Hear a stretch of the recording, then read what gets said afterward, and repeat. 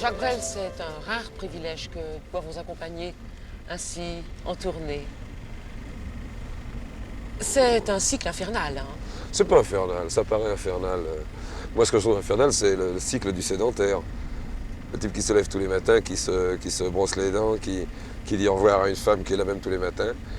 Enfin, en principe. Il part au bureau, c'est le même, il voit les mêmes gars, il fait le même travail à peu près, il mange la même chose à midi, il rentre le soir.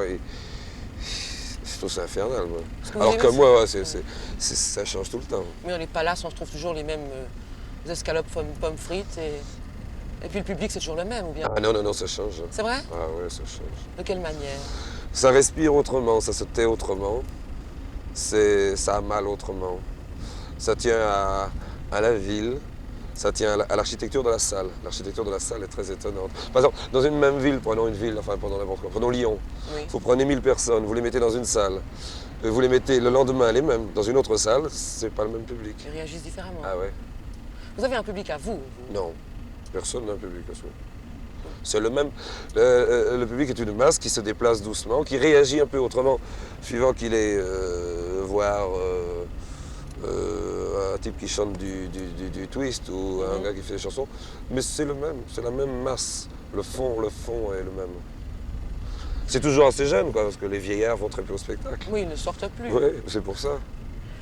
Mais dites-moi, après cette messe frénétique que vous donnez sur scène, après ce cri véhément qui est votre tour de chant, qu'est-ce qui reste Ben, quand vous arrivez en coulisses? il reste une fatigue.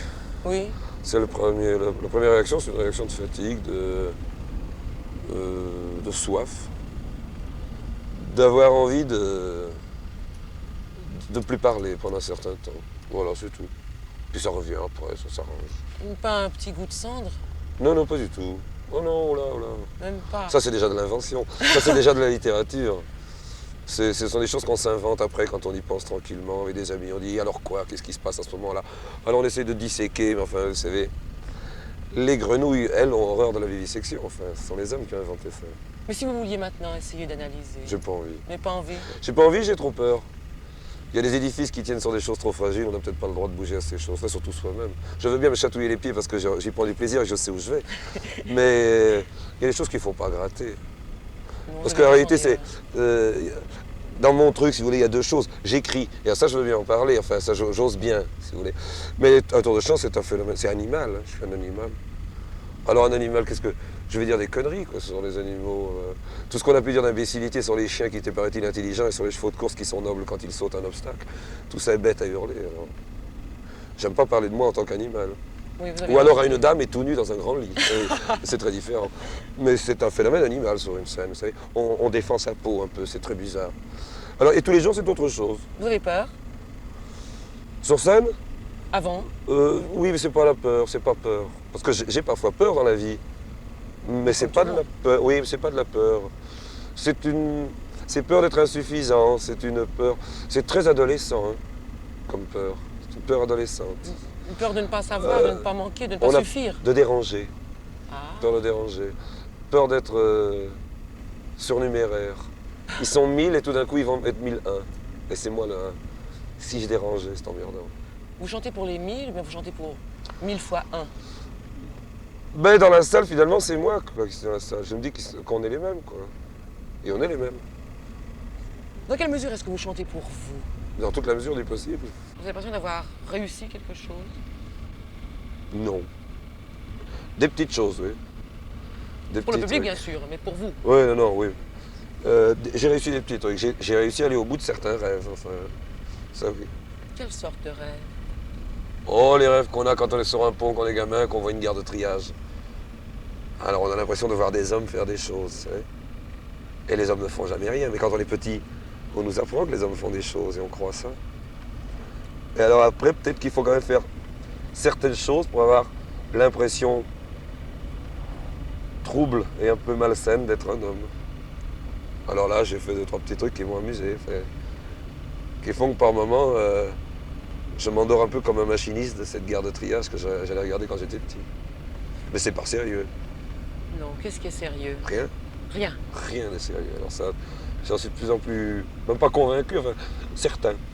tout ça est très rigolo, tout ça n'est pas important. Enfin, ça n'a pas d'importance.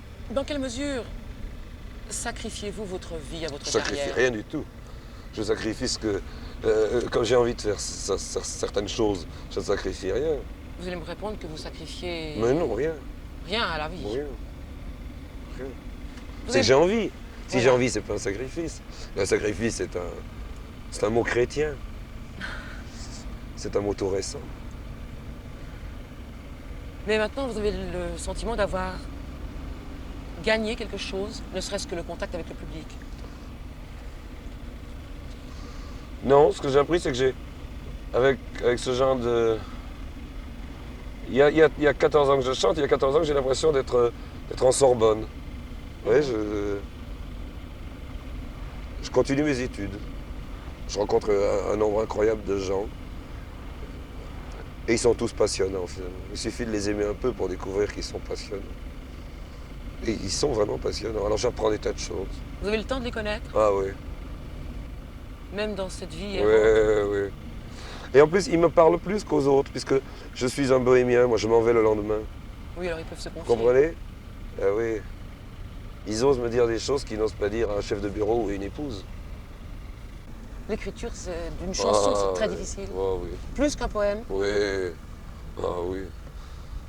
Enfin, ça dépend. Si on est Rimbaud, peut-être que non. Oui. Mais si on est Jules Duglan ou Jérôme du Cavillon, Cartignol. je crois.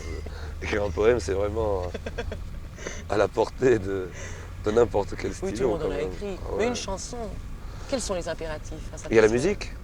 C'est fou ce que c'est bête, la musique. Vous connaissez quelque chose de plus bête qu'une triple croche, vous? Ouais. C'est sordide, ça ne bouge pas, ça ne pense à rien, une croche. Oui. C'est là. Et c'est à vous débrouiller avec cette chose. Mais bizarre, c'est autre comment chose. est-ce venu ce métier? Car c'est un métier. C'est votre métier principal. Eh oui, c'est ma fonction principale. Oui. J'avais envie, je crois. Après, on ne sait plus bien pourquoi. Quand vous êtes une femme, demandez un peu à 10 de vos amis mariés, non, mais, et pourquoi as-tu épousé ce gars? Après 10 ans, elles ne savent plus. Non. Mais vous avez épousé la chanson, vous savez plus très bien pourquoi. Je ne l'ai pas épousé. Nous ne sommes pas mariés. Ça n'est jamais qu'une maîtresse.